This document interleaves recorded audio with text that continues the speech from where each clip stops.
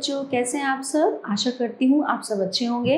आइए आज हम पढ़ते हैं हिंदी का पार्ट 2, माँ की महानता। पाठ का सार। जननी और जन्मभूमि पर कवियों ने बहुत कुछ कहा है। ठीक है, जननी मतलब जो जन्म देने वाली और जन्मभूमि मतलब हमारी मातृभूमि। बहुत कुछ कहा है। वास्तव में माँ की महिमा कथनीय है। माँ की महिमा का मतलब कहा ही नहीं जा सकता।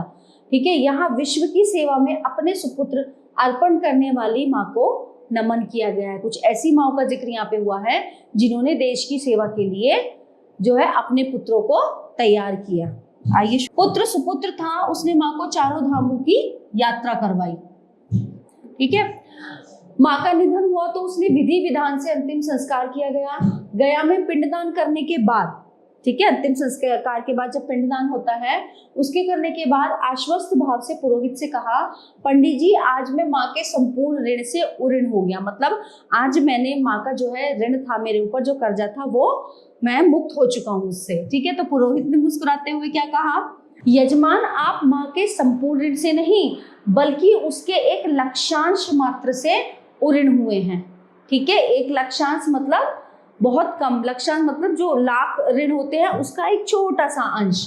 ठीक है, लाख का छोटा अंश। तो वो एकदम से बौखला जाता है, वो कहता है ये क्या कह रहे हैं पंडित जी, लक्षांश मात्र यानी सिर्फ 1,00,000वां हिस्सा उसका।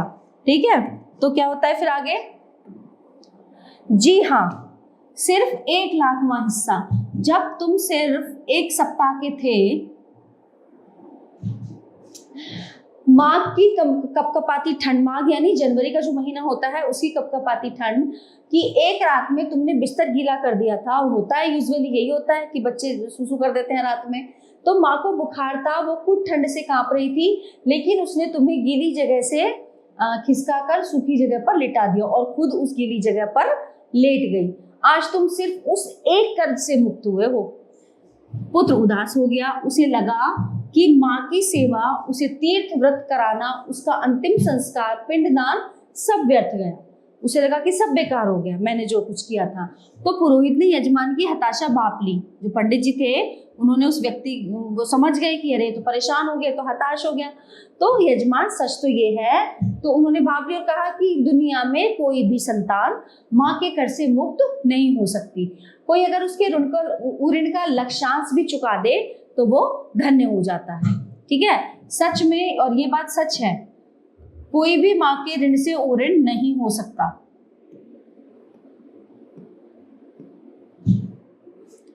मनुष्य तो छोड़िए, इतिहास और मिथिहास भी माँ के कर्ज से मुक्त नहीं हो सकते। दुनिया की अनेक माँओं ने धीर वीर संत क्रांतिकारी सुपुत्रों को जन्म देकर समय को अपना ऋणी बना लिया है। आइए कुछ ऐसी माँओं के बहाने संपूर्ण मातृसत्ता को हम प्रणाम करते हैं। भारतीय महाकाव्यों के सर्वोच्च महानायक, जितने भी महाकाव्य हैं हमारे, उसके कौन सर्वोच्च महानायक कौन हुए, मर्यादा पुरुषोत्तम श्री राम। उनकी माँ कौशल्या ने राम के रूप में दुनिया को एक ऐसा रत्न दिया जिनकी चमक आज भी दुनिया को नीति और मर्यादा की राह दिखाती है। कौशल्या ने तो दुनिया को उसके दुख दूर करने वाला पुत्र दिया। ठीक है, पर उनके लिए सबसे बड़ा सुख क्या था? सबसे बड़ा सुख था राम की शिशु लीला, है ना। जब भगवान ने जन्म लिया, शिशु लीला मतलब जो बचपन में माँ ने उन्हें खिलाया पिलाया, उनका ध्यान रखा, उनको नहलाया, तो उनकी शिशु लीला का साथी बनना।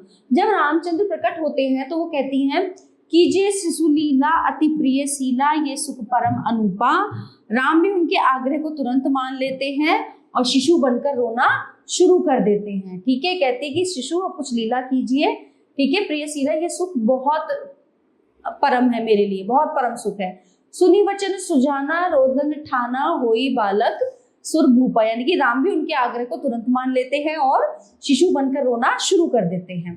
ठीक है, माँ को यही परम सुख देने के लिए कृष्ण भी यशोदा से जिद करते हैं, मैया मैं तो चंद्र खिलौना ले हो, या फिर सफाई देते हैं।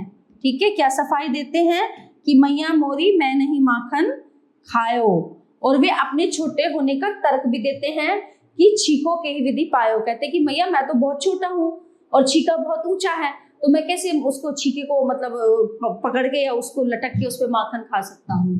ठीक है, तो वो अपनी व्यथा बताते हैं। पुत्र अगर सुपुत्र हो जाए तो उसका होना ही माँ के जीवन की सफलता है। ठीक है, अगर पुत्र सुपुत्र सुपुत्र मतलब अच्छा पुत्र हो जाए तो माँ का जीवन जो है सफल हो जाता है। हर माँ की आकांक्षा होती है कि उसका पुत्र यशस्वी हो, हर माँ बाप यही चाहते हैं, और हर स्त्री ऐसी माँ को हसरत भरी निगाह से देखती है। तभी तो महाकवि तुलसीदास की माँ हुलसी के लिए कहा गया है। तो तुलसीदास की माँ कौन थी? हुलसी। उनके लिए क्या कहा गया है? सुरतीय नरतीय नागतीय सब चाहत अस होए, गोद लिए हुलसी फिरे तुलसी सो सुत होए। ठीक है, अब माँ की शुभ दृष्टि पुत्र के इरादों को वज्र बना देती है।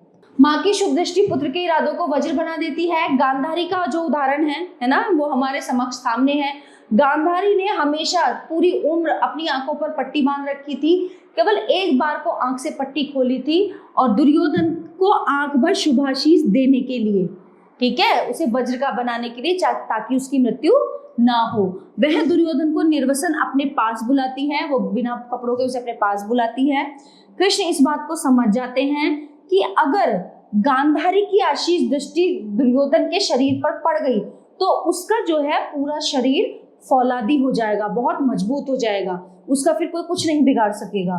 ठीक है, और फिर उसे मारना मुश्किल हो जाएगा। उन्होंने दुर्योधन को सलाह दी कि इस तरह माँ के सामने जाने से तुम्हें शर्म नहीं आती, कम से कम एक लंगोटी तो पहन लो। दुर्योधन ने माँ की आज्ञा की अवहेलना की और लंगोटी पहनकर उनके पास पहुंच गया। गांधारी की दृष्टि उसके शरीर को जितने हिस्से पर पड़ी, ठीक है, उनके मतलब उन्होंने बस पट्टी खोल के तो जितनी भी जो शरीर का हिस्सा उसका उगड़ा हुआ था उस पर पड़ी, वो वज्र का हो गया। लेकिन जितना हिस्सा लंगोट से ढका हुआ था उस पर माँ की कृपा दृष्टि नहीं पड़ सकी, और अंततः जांग के उसी हिस्से पर गदा का प्रहार कर भीम ने दुर्योधन का अंत कर दिया था। तो क्या हुआ? उसने अपनी माँ की बात नहीं मानी थी। राष्ट्रपिता महात्मा गांधी के व्यक्तित्व निर्माण में उनकी माँ पुतलीबाई की अत्यंत महत्वपूर्ण भूमिका रही है।